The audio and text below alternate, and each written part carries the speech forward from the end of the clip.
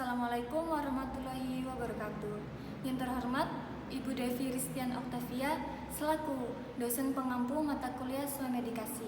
Kami dari kelompok 4 akan membuat video Swamedikasi diare. Namun sebelum itu, perkenalkan anggota kelompok kami. Yang pertama ada Ameliana Aisyah Damayanti, yang kedua Dora Damayanti, yang ketiga saya sendiri Laila Novitasari, yang keempat ada Lailia Eka Novita, yang kelima ada Siti Mutamima, dan yang terakhir Rifki Dwi Ardiansyah. Selamat menonton. Saya di sini akan menjelaskan tentang pengertian diare. Diare yaitu buang air besar atau defekasi dengan tinja berbentuk cair atau setengah padat.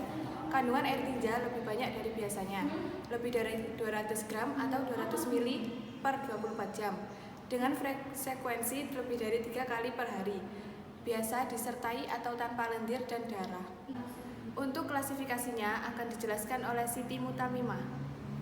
Menurut Departemen Kesehatan Republik Indonesia tahun 2000, diare dibagi menjadi 4. Yang pertama diare akut, yang kedua disentri, yang ketiga diare persisten, yang keempat diare kronik.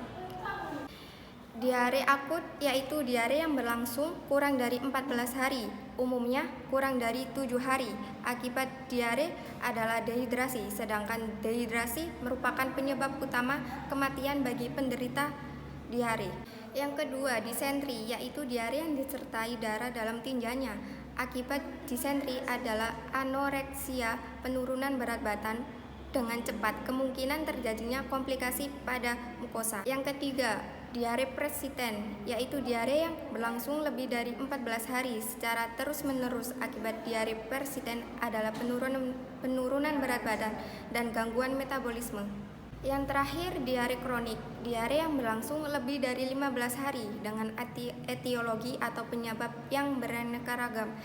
Biasanya karena infeksi atau non-infeksi, misalnya alergi susu sapi.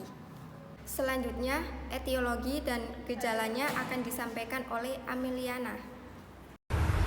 Dan selanjutnya ada etiologi diare. Etiologi diare ada 5. Yang pertama, faktor infeksi. Proses ini dapat diawali adanya mikroba atau kuman yang masuk dalam saluran pencernaan yang kemudian berkembang dalam usus dan merusak sel mukosa usus. Yang kedua, ada faktor malabsorpsi, merupakan kegagalan dalam melakukan absorpsi yang mengakibatkan tekanan osmotik meningkat sehingga terjadi pergeseran air dan elektrolit ke rongga usus yang dapat meningkatkan isi rongga usus sehingga terjadi diare. Dan yang keempat, ada faktor makanan. Dapat terjadi peningkatan peristaltik usus yang mengakibatkan penurunan kesempatan untuk menyerap makanan yang kemudian menyebabkan diare.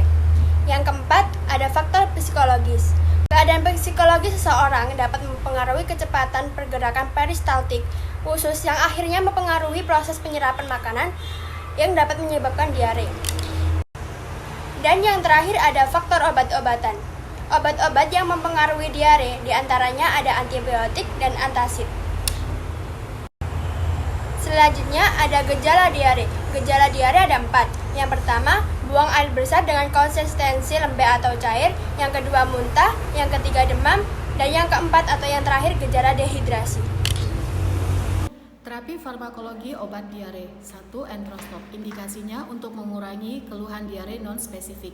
Kontraindikasi, penderita konstipasi, hipersensitif pada atapulgit dan pektin. Dosis untuk dewasa dan anak-anak di atas 12 tahun, 2 tablet setiap diare, jumlah tablet maksimal 12 tablet. Sedangkan untuk anak-anak 6-12 tahun, setiap diare 1 kali dan dosis maksimal 6 tablet dalam 24 jam. Efek sampingnya, perut kembung, mual, nyeri perut sedikit. Yang kedua, atapulgit atau atagib. Untuk indikasinya pengobatan simptomatik pada diare yang tidak diketahui penyebabnya. Kontraindikasinya demam, feses berdarah, dan hemofilia. Untuk dosisnya sendiri, dosis dan anak-anak di atas 12 tahun, 2 tablet setelah buang air besar, maksimal 12 tablet dalam 24 jam. Untuk dosis anak-anak 6-12 tahun, 1 tablet setelah buang air besar, maksimal 6 tablet dalam 24 jam. Efek samping, sembelit, nyeri perut kembung, dan mual. Yang ketiga, Elzing. Indikasinya terapi tambahan untuk diare pada anak, untuk diberikan bersama garam rehidrasi oral atau oralit. Kontraindikasinya hipersensitivitas, efek samping, rasa pahit, mual, muntah, dan iritasi mulut. Dosisnya untuk anak 6 bulan sampai 5 tahun, sehari 10 mili selama 10 hari walaupun diare sudah berhenti. Untuk bayi 2 sampai 6 bulan, sehari 5 mili selama 10 hari walaupun diare sudah berhenti. Untuk terapi non-farmakologis dan pencegahannya akan disampaikan oleh Rifki Dwi Ardiansa. Terapi non-farmakologis ada 3, yaitu yang pertama cairan dan elektrolit, yang kedua pengaturan makanan, dan yang ketiga pencegahan. Adapun upaya pencegahan diare, yang pertama menggunakan air bersih yang cukup, yang kedua mencuci tangan dengan sabun sebelum dan sesudah makan, yang ketiga mencuci tangan dengan sabun sesudah buang air besar, yang keempat yaitu buang air besar di jamban. Dan video edukasi dari kelompok kami. Apabila ada kesalahan, mohon maaf yang sebesar-besarnya. Akhirul kalam, Assalamualaikum warahmatullahi wabarakatuh.